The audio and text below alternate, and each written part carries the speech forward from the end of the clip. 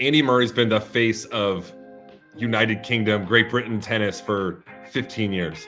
Yeah. If Serena Williams was playing her last US Open and asked me to play mixed doubles and I broke my leg, I'd find a way out on the court. Okay, hi everyone, and welcome to The French Connection, brought to you by NBC Sports and Racket. We are here to cover, of course, the French Open, which we've already done, and of course, everything in between, right up until the Olympic Games in Paris, which is not far away. And I am Rennae Stubbs, and welcome to Sam Querrey. He's over there. Sam, how's it going, man? I know you're missing Wimbledon, but, I'm here for you, buddy. I'm bummed to miss Wimbledon. I have seen the weather. It looks like if you're not playing on center court or court one, there's a lot of waiting around. But I'm just at home rehabbing, getting the leg back to the full strength, and I'm going to be at Wimbledon next year, joining you in the Legends event. I hope. I actually need to get invited, so I don't know that for a fact. I'm just hoping to. Yeah, well, I'll put a good word in for you. I'll let them all know that you really wanted to be here, but you just missed out. Anyway, let's get into the tournament and what's been going on. Of course, Jannik Sinner yesterday. Let's start with him, the world number one. Before we get into him losing to Medvedev, though, I want to ask you, have you seen a harder draw for a world number one than what he had to experience here at Wimbledon? Berrettini, second round, a former finalist, and of course Ben Shelton, who's been playing great tennis on the grass and so difficult to beat just with the serve. And then he has to play against Medvedev in the fourth round. I mean, it's just a brutal. I mean, look at this, the big three. Congrats, you've beaten the world number one. Now you get to face the most recent Grand Slam champion to earn a spot into the final. Oh, and if you beat him, you'll need to beat the greatest player of all time. Of course, he's talking about Alcaraz and then Novak Djokovic if Novak makes the final. But, Jannik just had a brutal draw. So just your thoughts on the match against Medvedev. Obviously, we know that something was going on with Sinner. He wasn't 100%, but still a fantastic win for Medi. Right. And yes, that draw was brutal for Jannik. I don't know if it's the toughest draw I've ever seen, but it's up there. Like you said, he had to play Berrettini, who finaled Wimbledon, and then Ben Shelton, and then Medvedev. But also like that quarter, also a tough quarter for Medvedev. He just beat the number one player in the world. And like we see now he plays Alcaraz. If he wins, he would most likely play Novak.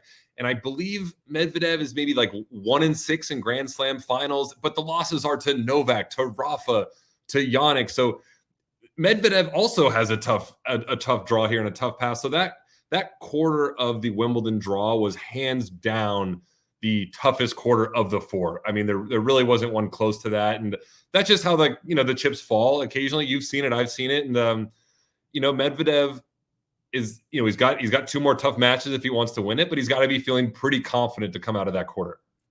Yeah, you would think feeling pretty good about the way he's playing on grass. And I think that, now the weather's getting a little bit better. That helps him as well. But Medi is, as you said, 1-5 in slam finals, but he's lost to the absolute best, certainly, if not the best of all time, certainly the best player at that time. And Sinner at the Australian Open was one of those. And he was up 2-0 in that final. So he got a little revenge yesterday. There's no doubt about that. But now, look, we talked about Novak Djokovic to start the tournament with the knee problems, etc.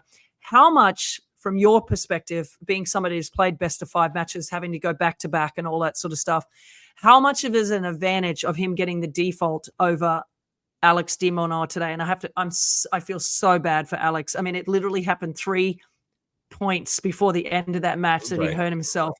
Brutal way to go out of the tournament after having such a good year. But just, Novak, just tell me how important that is for him, you think, to get that default today.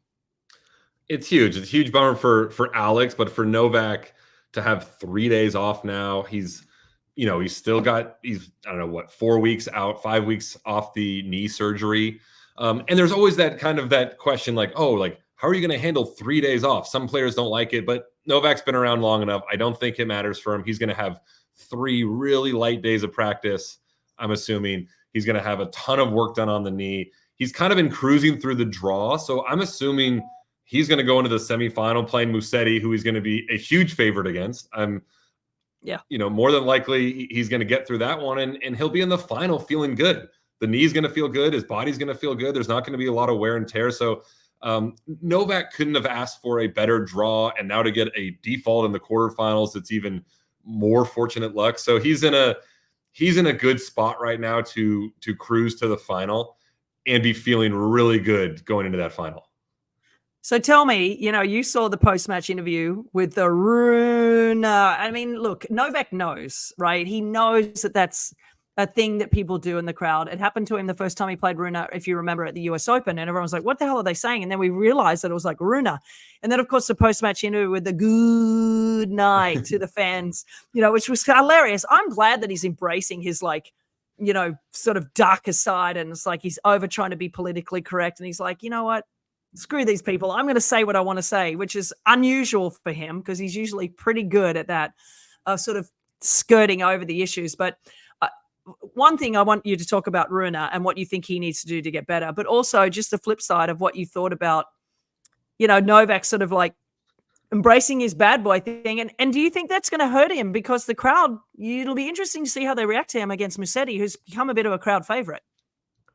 I loved it. I loved him addressing the crowd. I know, like, people say Rune, and then I'm sure there is a small group of people that might be booing Novak too because they know it gets under his skin. But I love the authenticity of the reply on center court. You don't get that from tennis players or any athlete too often, where they just kind of go on a 90-minute, kind of rant, if you want to say it, about just like, this is what's on my mind. And he mentioned, look, I've played in more hostile environments than this. No one's stopping me here. So I think he's embracing it.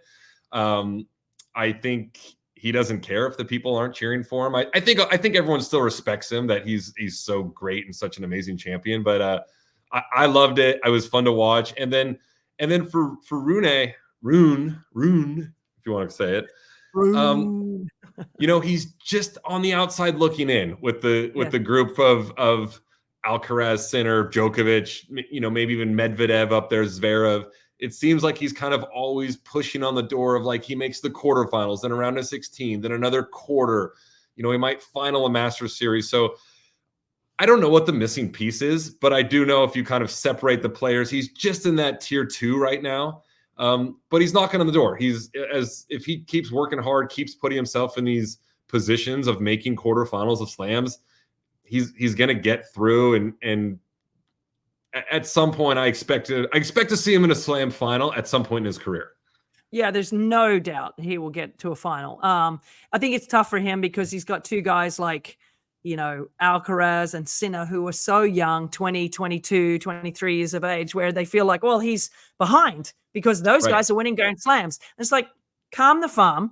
Not everybody wins Grand Slams at 20 and 22, and he may take a little bit longer. I think he has to work on his forehand. He's made, changes to the forehand. You can tell that he's trying to work on it. But also he played Novak Djokovic, like arguably the best player at Wimbledon over the last 10 years. So, that's just a rough draw. I don't care if Novak's on like 1 1/4 legs. He's still the player to beat at Wimbledon. I mean, let's face it. Speaking of injuries, I want to flip to Emma Raducanu and what happened last week in the tournament. We saw Andy Murray lost his last match with his brother on center court, which, to be honest with you, was probably the best way for him to go out. I mean, play on center court with his brother. That was such an emotional moment when the brothers hugged. Like, I lost it. Like, when he hugged Jamie and he was like patting him on the back, I was like, I'm done. Like, I cannot take this. So it kind of felt like that was kind of the best thing. But then Emma pulls out, citing, wrist injury or, tightness or whatever the excuse was to pull out. Just what did you think about that? And, of course, Judy Murray wasn't having it on Twitter. Right. I don't know Emma Raducanu at all. She seems so nice. Andy Murray's been the face of United Kingdom, Great Britain tennis for 15 years. Yeah. If Serena Williams was playing her last US Open and asked me to play mixed doubles and I broke my leg, I'd find a way out on the court. Just because it's her. I felt like she had an obligation to Andy to, like, go out there and do what she could to play. I don't know how bad her wrist was hurting her. I'm sure she internally was, like, struggling with that decision to not play doubles in Andy Murray's last match. I'm sure it's something. It was a story there for a second. I'm sure it'll blow over. God, it's a tough one though. I don't know how do you navigate that? Would you play it? I'd play it. I feel like I would just feel so obligated because it's Andy Murray in Wimbledon to play it. I would have played it. I would have played it because also, she ended up losing the next match as well. That's what made it like a little worse. If she went on to have a run, it would have been justified the decision a little more. Yeah. When do you sort of make that decision, as a great player to decide I'm going to pick my singles over my doubles? And, that was a tough decision. And I'm sure she had just an awful time trying to figure it out. But anyway, let's move on to Coco Gauff. She had a loss to Emma Navarro. I know that you watched the match. What did you think about like the exchange with Brad and the looking very lost, et cetera, on the court? It's rare. I mean, you don't see that from Coco too often. Usually she's, kind of got her head down. She's serious. She's, kind of like a woman on a mission out there. And Emma Navarro played great. She played great the whole tournament. Kind of got crushed yesterday, but especially in this match against Coco. But I liked it. It was, you don't see a lot of emotion, negative emotion, I guess, out of Coco. And she was not having a good day. And she was looking at Brad, kind of just saying, I need something, give me something. But it's so hard it's hard in the moment of the match for Brad to say that much. And it's also awkward for people that don't know, at Wimbledon, the player boxes are right next to each other on center court. Yeah. So what's Brad gonna lean over and be like, hey, keep hitting the ball high to Emma's backhand to move in. And then he was, you're right. But then Emma's coach, he was like literally telling her everything. And I was like, if I was Emma, I'd be like, what? What? Oh, you want me to go high to my backhand? And then, he was basically telling Emma Navarro what he wants her to do. So I don't know if that's the right thing to do. I think, look, at that point, Coco wanted anything. She wasn't playing well, couldn't find her rhythm. And so I think Brad was like, look, I don't care if the world knows what I'm saying right now. I need to tell her what to do. I'm not a tennis coach. You've been a coach before. If you're Brad, do you do what he did and just, stand up and speak your mind and tell her what you think is best? Yeah, it was almost tough to see in a lot of ways, because you have to have game plan B, right? You have to be able to navigate that yourself as a player also. And obviously the original game plan wasn't working and things weren't going her way. But, that's the thing about the coaching, or the on-court coaching, or the coaching from the box, is that sometimes it becomes a bit of a crutch, and you have to be able to, as you know, Sam, when the game plan A is not working, you have to figure it out. And for me, she just had to figure out a way to get her forehand to be a little bit deeper in the court, a little bit better, a little bit more effective. Emma was playing very, very well. But at the same time, you've got to be able to control your own service games. And with that serve, you also can do a better job there as well, and not put as much pressure on your forehand at that time. So it's a work in progress. We'll see. Look, she lost first round of Wimbledon last year and was the hottest player on hard court after that. So I'm sure she'll be fine going into the hard court season. And she lost her doubles today, but lots of great things to come for Emma Navarro. Let's switch to Alexander Zverev. Up 2-0 against Taylor. It was a great effort from Taylor to come back in that match. And I did pick him to win that match. So I was feeling a little tight down 0-2, but I did have faith. But Sam, is this starting to be a little bit of a mental problem for him? Like, it starts to affecting you now as a player, that you've now lost some very big matches up 2-0. So give me your thoughts on that, because I've never led 2-0 and lost a match, because I've never played best of 5. So give me the psyche behind that situation. It's got to be in his head at this point. And I think watching him, if you've noticed, it seems like in all these matches when he gets up 2-0 or 2-1, he is a player that gets maybe a little tentative toward the later end of sets. At the 4th set, 5th set, he doesn't, hit out on shots. I think he needs to take the next time he's in a 5th set, or he's up in a match and it gets close, he needs to lose the match by hitting out on the ball. Because I feel like at this point he's losing these matches just being tentative, letting the other player dictate play. And he's 6'6". He rips the ball on both sides. He's got a huge serve. Like, I want to see him impose his will a little bit, when these matches get tough, and lose more on like his terms. And I feel like if he does that and loses, it'll at least give him a little confidence. The way he's going down right now can't feel good, and it's got to be in his head. Yeah, listen, when he hit that double fault, and he's been serving so well over the last, what feels like 12 months. Yeah. But when he hit that double fault into the net, in my head, I immediately went, that was it. The match has completely changed. I felt the same way. I was like, it'd be one thing if he played a good point and Taylor hit a great shot, or he tried to go down the line and he missed it by like this much. But we know as players, there's ways to lose your service game, and he literally was untouchable on serve in this tournament. But when you have a propensity to get a little tight, when you get tight, and locker room reputation is everything, right? When his forehand breaks down, you're like, I got him. When he double faults like that, and particularly into the net, I was like, oh, that just changed the whole match. And Taylor, I'm sure, was like, oh, he can get tight, and he's getting tight, so I've got him now. Not like guarantee I'm going to win, but I know I can get back into this match. And I just felt immediately once he hit that second serve, I was like, completely changed the match. Yeah, and he's unfortunately getting to the point now. Like I believe the fourth set went to a tiebreaker, and at the beginning of that tiebreaker, I remember in my head thinking, "Oh, like Fritz is a heavy favorite in this tiebreaker right now. Fritz is a guy that goes for it. He's clawing his way back in the match. Zverev struggled to close these guys out. So if I'm thinking that, I'm sure Taylor Fritz is thinking that, and I'm sure other players are thinking that. He unfortunately needs to change the narrative, and it's going to be tough to do. But you feel like when matches get close now, it favors whoever he's playing. Yeah, totally. And you're a very similar player to someone like Taylor. Big serve, big forehand, and you're like, oh, there's a window. It just was open. I'm gonna run through it with some big serves and some big tennis. Oh yeah. Well done from him. Unfortunately, he went down to Musetti today. He just looked like, I know we're going to get on to the semifinal matchup with Novak and Musetti, but just real quickly, I just want to say, this is what's so important about playing on grass. You have to have creativity. You have to have slice. You have to have just a little bit of a difference in the way that you play. And Musetti played Taylor Fritz so well today. And when he won the fourth set, Taylor, everyone thought, okay, here we go. But Musetti came out in the fifth set and he showed that beautiful variety. The break point at One Love was so good, the way he played that. And Taylor just looked really uncomfortable playing a guy with variety.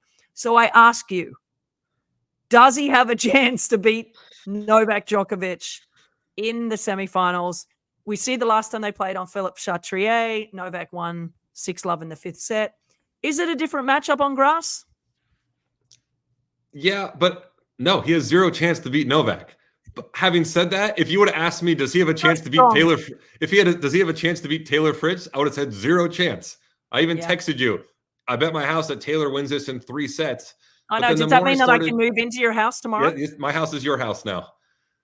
But you said it spot on. The more I started watching it, I was like, Musetti is playing him perfectly. Yeah. When Taylor's in the middle of the court bashing the ball, he's one of maybe the best player in the world. But Musetti was bringing him in, using the drop shot a lot, moving around with the slice, putting Taylor in like awkward positions where he was having to hit the ball, from his ankles, and then one high, and then moving in. And it was a fun match to watch. It was a really tactically speaking, Musetti played Taylor absolutely perfect, and he proved me wrong, and I was really impressed with the way he played. Yeah, I mean, the one-hand is back. What are these people saying about the one-hander being dead? Let me tell you, on grass, it's such a good thing to be able to have a slice backhand. Roger Federer was the absolute greatest of that. And that one point where, and I bring it up all the time because it was literally the match once he broke Taylor to go 2-love. Taylor had no answers. Then, he held serve. It was 3-love. It was just like, it was just over after that. Unfortunately Taylor had that terrible slip that looked was okay really at the bad. end. Yeah, that was a brutal fall. Hopefully it looked worse than it actually is. Yeah, because when it happened, I was like, oh, God, that looked worse than Zverev. It was very similar to Zverev's, but I felt it was even worse. I thought so too. I just felt like, Sam, he looked very uncomfortable in his movement, Taylor, because he had to deal with the slice and the short balls. And, Musetti had just such beautiful variety. It reminded me of so much of watching Roger Federer on the grass and why he was so good. But I think the difference is that Novak Djokovic handles the variety. He can slice as well. He can come into the net. He doesn't mind playing a little bit of cat and mouse sometimes, whereas Taylor, as you said, likes to bash it like really big. So I just think that this is going to be an uphill climb big time for Musetti. And also Novak having the couple of days extra off, he's going to be just feeling great. Right. So the knee's going to be 100%. And 100%. I expect him just going full steam ahead on all cylinders. No problem. All right. So Daniil Medvedev versus Carlos Alcaraz. Alcaraz leads the head-to-head 4-2. Do you give Medi a chance to beat Carlitos on the grass? Or is this just a foregone conclusion that we are going to have the matchup that we had last year in the final with Alcaraz and Novak? I mean, I'd be curious to see what the betting odds are. I feel like this is a 50-50. I mean, Alcaraz has been playing well, but he lost early in Queens. He beat Francis in 5. He's lost a couple other sets during the tournament. He hasn't looked like, he hasn't been cruising all the way to the semifinals. Beat Tommy Paul in 4 sets. And Medvedev, like we said earlier, he came out of the quarter of fire, with all the best players. And so he's going to be feeling good. So this is a 50-50 match for me. I personally want Carlos to win, just kind of like watching him play a little more, but Medvedev is such a tough out. He just, plants himself 10 feet behind the baseline and is like, I will be here for the next 10 hours making backhand after backhand, forehand after forehand. But we'll see. I expect it to be a good match and at 50-50 in my eyes. Well, the Carlos Alcaraz betting odds are minus 310 and Medi is plus 245. So you taking a bet on Medi? Yeah. I mean, look, I've never bet on tennis, even though I probably could now that I'm retired. I would bet on Medvedev if I could. But would you? Or are you going Carlos is like a favorite? Mate, I stick with who I picked to win the tournament. And who did I pick to win the tournament? Carlitos and Rybakina. No, you're looking good. Real good, my friend. Real good. Listen, Carlos to me is looking great. I think he's so comfortable out on that court. He's so good at being able to vary his shots, come into the net, hit the drop shot, which he'll use a lot against Medvedev. I just think Medi mentally doesn't feel great playing against Alcaraz. He feels good playing against Sinner, which is why he plays him tough. Even though he lost to him in the Australian Open final, I think he was absolutely dead going into the final. Yeah. And I think that's why he beat him yesterday, even though I think Sinner was also a little hampered and not feeling great at all. Let's get to the ladies. I expect Carlos to be in the final against Novak. That's my picks for the men's. Barbora Krejcikova, who won, of course, the French Open a couple of years ago, and has also won the doubles a couple of times at Wimbledon. She goes up against Elena Rybakina, who I said is my favorite. Rybakina looked unbelievable today against Svitolina. Barbora got a bit of a test against Ostapenko, particularly in the second set, but she looked pretty good. They have both been serving really well. And Sam, as you know, on grass, you've got to serve well. Rybakina, heavy favorite to win this tournament now, having won it just a couple of years ago. And I think she's heavy favorite going in against Krejcikova. What are your thoughts on the ladies? Yeah, look, you're going to know more than me on this, but you just hit the needle on the bullseye there. It's Rybakina's tournament to lose at this point. I do feel like she is just not so much better than the remaining 3, but just such a heavy favorite. She looked great today against Svitolina. I feel like that was the toughest of all the quarterfinal matchups, maybe the 2 most accomplished best players, and she made quick work of her. And it's hard not to see her not holding up the trophy on Saturday. So that's where I'm going with the ladies. I think you meant you hit the nail on the head, buddy. The nail on the head. What did I say? Needle on the head? Needle in the haystack. I was like, where are we going? Where are we going with this, mate? I got it. Nail on the head. That's what I meant to say. I know you've been, overwhelmed with the love that you're getting on your Instagram page with your It's been good, right? So it's good. I got to tell you. It's good. It's great. It's real good. Okay. But let's look at the other ladies semifinal. I am overwhelming favorite for Rybakina. I picked her to win the tournament, and to me, she is by far the best player. She was the best player coming in here anyway, even though she's had a little ups and downs. The only thing that has stopped Rybakina from getting to number 1 in the world in a lot of ways is her physicality. She's getting injured, and she gets these random illnesses. So it's kind of random. But if she's healthy, get out of the way, especially on grass. And that's how I feel about her. So Donna Vekić, just a player that has dealt with so many injuries over the last couple of years. She was so close to wanting to retire a few years ago with this knee injury.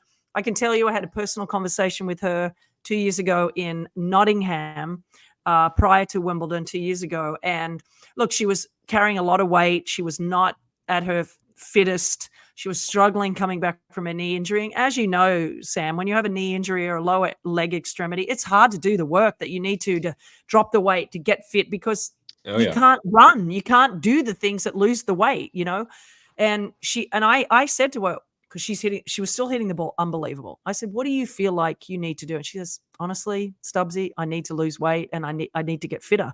And so she was the first person to call it on herself. And boy, did she get in great shape in a year.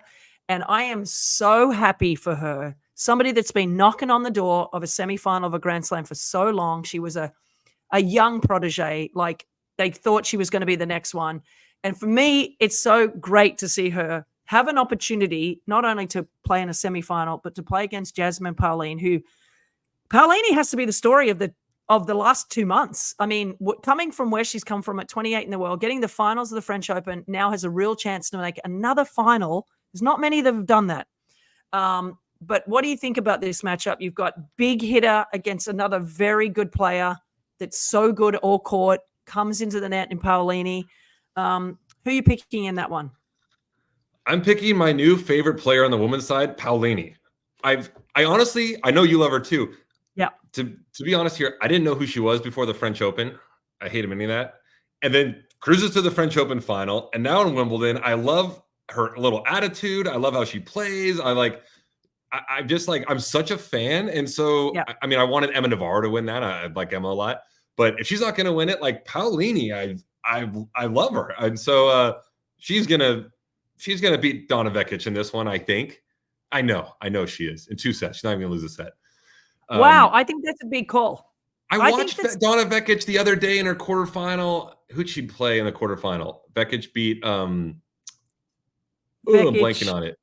Oh, in her quarterfinal, she beat. Why am I blanking on it too? I've had a long You're day. there. You watched it. Hey, mate, it's 10:30 at night here. Okay, so give me a slight break. I know. Okay, you get a little break. She won her quarterfinal. I watched it. I wasn't like overly impressed with how she played in that quarterfinal, and I was she beat Lulu Sun. That's who it was. Yeah, Lulu Sun. And I was very impressed with how Paolini played against not only Emma Navarro but the 3 previous matches. So. In my eyes, this is Paolini's match, and I think she's going to the final. You seem like to be a little more on the. I'm a little bit. I'm not sure. Closer to 50-50. Here's the things. Donna serves really well, and she loves the serve out wide. And Paolini, if she stands too far back, she's the one return that she struggles with is that one where she's really reaching, because she's only like literally 5'3". So for her to get that return back. So Donna has to control her service games, and she can do that because she has one of the best serves on the tour, and she goes for it. She's not going to give Paolini a lot of time. Her ball is flat and hard. So Paolini is going to have to serve well. Donna's going to have to serve well too. I don't know. I think it's going to go 3 sets. I think Donna has played 10 years on tour, and this is her moment that she feels like she is emotionally prepared for. She has worked very, very hard on her mental side. She has her mental coach here with her. They've done a lot of work, and she looks really calm in the biggest of moments. So I think it's going to come down to who serves well, as it does always on grass. But I think this is going to be a really close match. I think Rybakina is going to win fairly comfortably, but I think that one will go 3. And I maybe give a slight edge to Paolini just because she just feels like it's inevitable, but she's got a lot of momentum right now, just based on the last few months. Yeah. And, I just want to throw in that because we haven't had a chance to talk about it because we haven't done the pod in a little bit, but it was really hard to watch her beat Maddie Keys. Maddie Keys was up 5-2 in the third, serving for the match. It looked like the match was over. So maybe Paolini is feeling like she's playing with house money, getting through that match. That was emotional for everyone to watch, to see Maddie cry. I felt like I've never felt so bad for a player.